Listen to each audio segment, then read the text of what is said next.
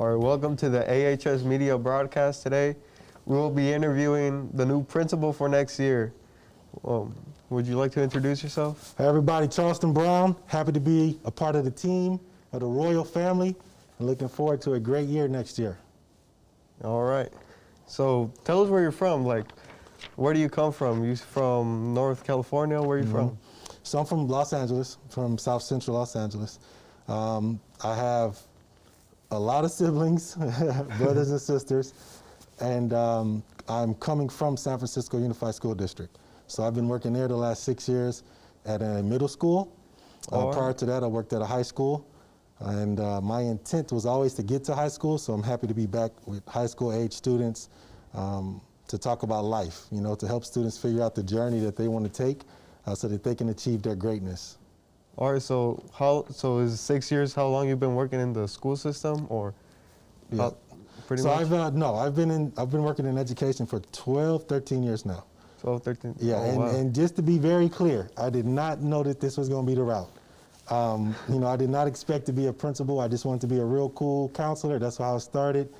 And then my principal said, Mr. Brown, you need to go be a principal. And I was like, nah, that's not my hype. And he said, no, Mr. Brown, you really need to consider it. So 7 years down the line, here I am. Oh, all right, that's pretty cool. So you're going for 14 years now, or what? Yeah, going for 14. All right. And so you've been here before at Armio. What was the first impression you got of the school? When I walked on campus, I felt a sense of pride. You know, I was able to walk the campus. I'm big on the energy of the campus and the school, and it felt like there was really good energy, positive vibes.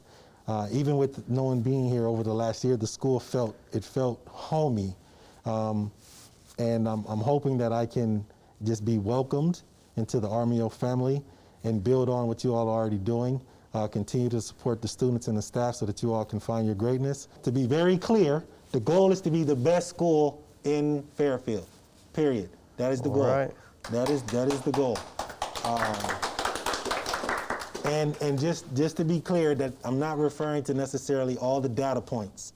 When I say to be the best school in Fairfield, what I'm referring to is how the students feel about the school, how the families feel about the school, and how the staff feel about the school. If we can win in those three categories, then we will be the greatest school, the best school in Fairfield, and that is the goal. But I know it's nothing that I can do alone. I'm definitely going to need the help of yourself, your peers. This is going to be a team effort. You know, this is definitely going to be a team effort, but that is the goal. One more time, to be the best school in Fairfield. I want y'all to hear that. Yeah. Do you plan on like changing or impacting the school culture in a different way? Yeah. Well, unfortunately, I did not get an opportunity to see what the school culture looks like. You know, I didn't get a chance to see a campus full of students. I didn't get an opportunity to experience everyone being dismissed or everyone coming on the campus or teachers engaging with their students in the hallways. So I can't 100% validate what the school culture looks like.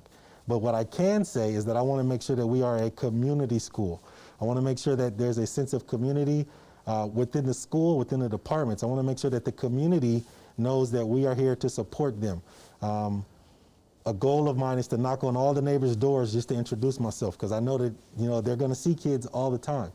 To go to all the local businesses, to let people know that, you know, we are here for the community. It's not just about being the high school, but we have to be the high school that embraces the community, embraces the elementary schools, embraces the middle schools, that have an opportunity to send some of our current students to those other schools so that kids can look up and say, man, I want to go to Armio. You know, because think about it, when you're a high school kid and you go to a middle school or elementary school, you look like a giant. So yeah, to continue to add on. All right. And for next year, do you guys, like, I don't know what the plan is for next year, and I don't know if you know either. Like, do they plan on bringing all the kids back on campus, or are they going to stay hybrid learning? I don't know. I don't want to answer because I'm not 100% sure. So I don't want to put myself in hot water. But I will say that the governor has stated that schools should be opening up. So there is a chance that school will be opened up for students to return to in-person learning. But I can't confirm if it's going to happen. So. Or and you transferring here, did you go through any major changes to go from San Francisco to here? Well, I've been living in Fairfield for the last 10 years, so I've been driving to San Francisco. No major changes as far as that in that regards. The biggest change was leaving my school community in San Francisco. I love the school, I love the community, the school, the staff, the parents, the surrounding schools, they love me as well. And it was definitely a tough transition to leave that sense of community that we have developed in the Bayview community in San Francisco. Yeah, that was by far the hardest thing to do. Yeah. Yeah. So we asked some of our classmates to give us questions, and most of them wanted to know what motivates you to go to work every day. Okay. Well, the desire to be great, and I'm gonna say it multiple times because it's something I really believe in, but the desire to be great, the desire to accomplish and achieve all of your desires, whatever they may be. I have a brother, I have a brother who's incarcerated, and he lost his way in middle school. I got kicked out of middle school, my dad got kicked out of middle school, and my brother got kicked out of middle school. And the biggest difference is me being the youngest of the three, obviously. I had an opportunity to observe that for them, it went all downhill afterwards. So for me, what drives me, what gets me going is having the opportunity to instill joy, to instill inspiration, to instill hope into students, staff, because everybody needs it, so that we can, again, get to the point where we are achieving our greatness. It's important that kids know that somebody believes in them, and I'm hoping that I can be that person that you believes in you, and that I can be the person to help the staff on campus all believe in you as well, so that you can go out there and kick the door in and be great. What's the best advice you've ever gotten, like from somebody, or you ever been given? Best advice. I don't know. There's a lot of wisdom that's passed through these ears over the years, and if I had to say something that would be top tier, it's developed the transferable skills. So school might not be for everyone, and that's fine, but in any field that you go in, you're going to have to do some type of schooling.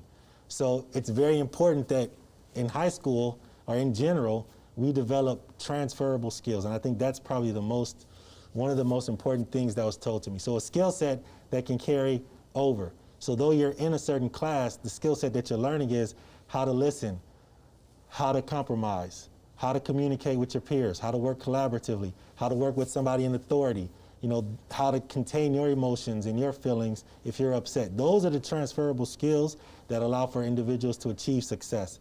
And I think, again, that's probably one of the most important things that was told to me. Develop your transferable skills so that regardless as to what field you go in, you will put yourself in a position to be successful. So do you plan on having, or like trying to get like high college rates, like having students go to college at a higher rate, or because like it sounds like you said, like you don't have to go to college, like in my opinion. Mm-hmm. So it sounds like you agree with that too, like you don't have to. I agree. It's almost like saying everybody has to play a sport. Like everybody doesn't have to play a sport. It's just everybody doesn't want to. So yeah, I agree. Every college is great. I'm not saying don't go if you have the desire to go. If you have the desire to go and it's something that you feel is going to benefit you and your family, go, right? I'm not saying that college is not cool. But what I am saying is if college is not for you, then there is a trade that you can get into that's going to pay you very well. But in that trade, you're still going to have to do some schooling. And in that schooling, you're going to have transferable skills. That's good. So thank you very much for being here. I don't know if we could shake hands, so fist bump. Do it like that. Yeah, thank you. Thank you, Armio, for watching, and please subscribe to the AHS Media broadcast, and I'll see you guys later. Yep, and then let me just say, y'all gonna get used to it. You're gonna hear it all the time. There is greatness in you and positivity around you. All you have to do is look for it. Essentially, in a nutshell, regardless of what's going on, you can find something positive if you're looking for it. And just know that there is greatness in you. You just gotta go after it. Royals! Good about yourself. All right, Bill.